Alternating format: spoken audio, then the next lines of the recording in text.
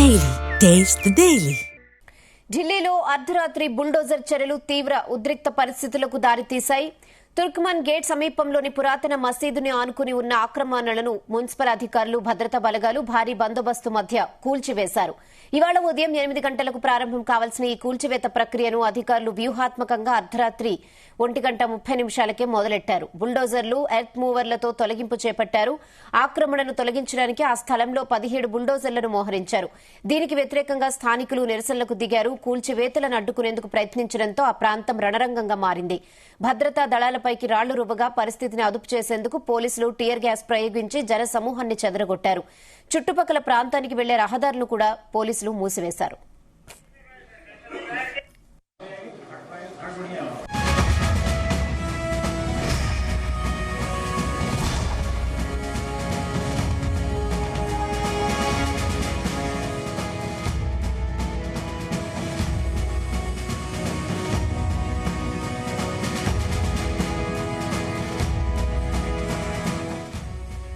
Delhi high court ఆదేశాల మేరకు ఇవాళ ఢిల్లీ ఎంసీడీ కూల్చివేత పనులు చేపట్టిందని central range joint commissioner of police Madhur Varma తెలిపారు.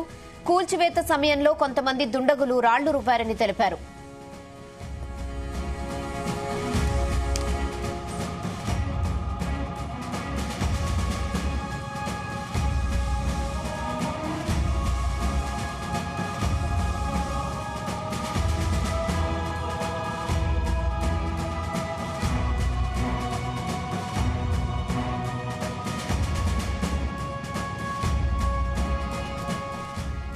మసీదుకి ఆనుకుని ఉన్న డిస్పెన్సరీ, వివాహ మందిరాన్ని అక్రమ నిర్మాణాలుగా ప్రకటించినట్లుగా ఎంసీడీ అధికారులు తెలిపారు. రామ్లీలా మైదాన్ ప్రాంతంలో సర్వే నిర్వహించిన తర్వాత ఈ నిర్మాణాలను కూల్చివేయాలని నిర్ణయం తీసుకున్నారు.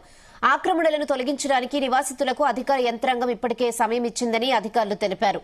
ప్రస్తుతం కూల్చివేతలు కొనసాగుతున్నాయని, పరిస్థితి అదుపులోనే ఉందని అధికారులు తెలిపారు.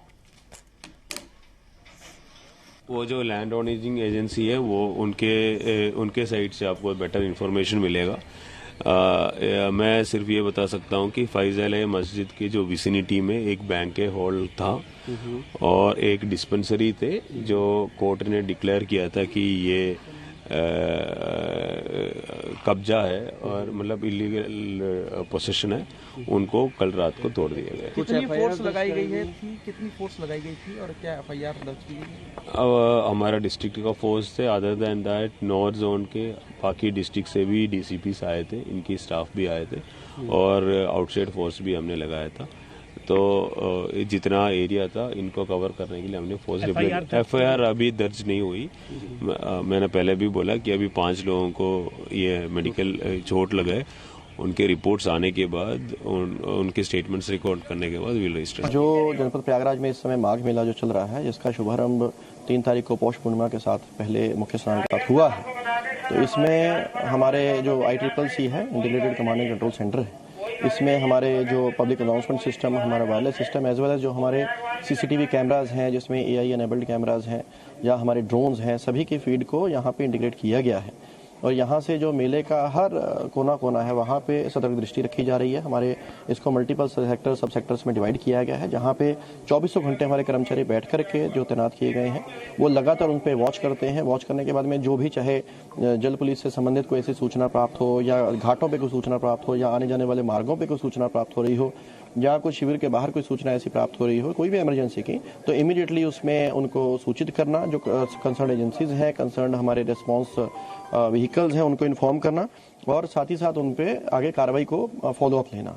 इसमें जो लगातार 24 घंटे अधिकारीगण शिफ्ट ड्यूटी में लगाए गए हैं, जो लगातार कैमराज को, हमारे जो पब्लिक अनाउंसमेंट सिस्टम्स हैं उन पे जो अनाउंसमेंट्स हो रही हैं उनको, एज वेल एज जो हमारे वायरलेस में मैसेजेस प्रसारित हो रहे हैं उनके बारे में लगातार उनको सुपरवाइज करते हैं. जहां पे उसकी फाइन ट्यूनिंग की, इम्प्रोवाइजेशन की जरूरत पड़ती है तो उनको इम्प्रूव किया जा रहा है. इम्प्रोवाइज करके लोगों तक जो उनके कंसर्निंग सूचना है उसको पहुंचाया जा रहा है, उनको सचेत किया जा रहा है और घाटों पे जो व्यवस्था है वो लगातार बनी रहे उसे तो प्रयास करें. देखिए, आप सभी लोग को पता है कि कोर्ट के आदेश में हमने ये कार्रवाई की है और ये कार्रवाई हमने रात में शुरू की थी और ये बहुत बड़ा स्ट्रक्चर था, लगभग 4000 स्क्वायर मीटर में स्ट्रक्चर था और रात भर हमारी स्टाफ लगे रहे हैं. लगभग हमने 32 इसमें JCB लगाए हैं और हमारे 4 पोकलेन मशीन्स लगी हैं।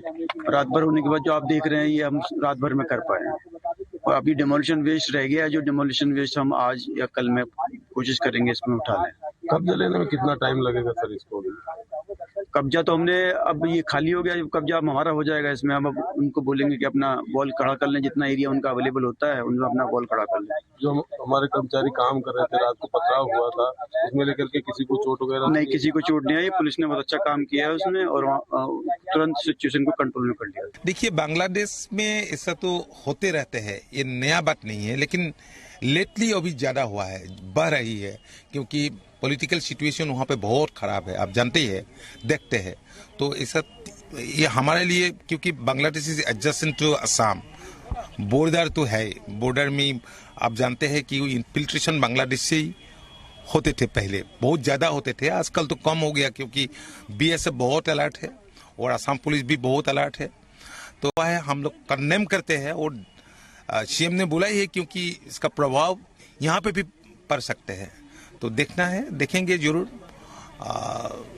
तो भविष्य में बांग्लादेश को लेकर आसाम या भारत के लिए बहुत खतरा जाना है। बांग्लादेश हमारे लिए तो, आसाम के लिए तो हमारा खतरा ही है, क्योंकि आप देखिए यहाँ का जो इंडिजिनियस पीपुल है, तो इंडिजिनियस पीपुल का ये पीपुल के लिए बहुत थ्रेट है, देश के इंटीग्रिटी के लिए, सोवरेनिटी के लिए, वो बांग्लादेश थ्रेट है हमारे लिए।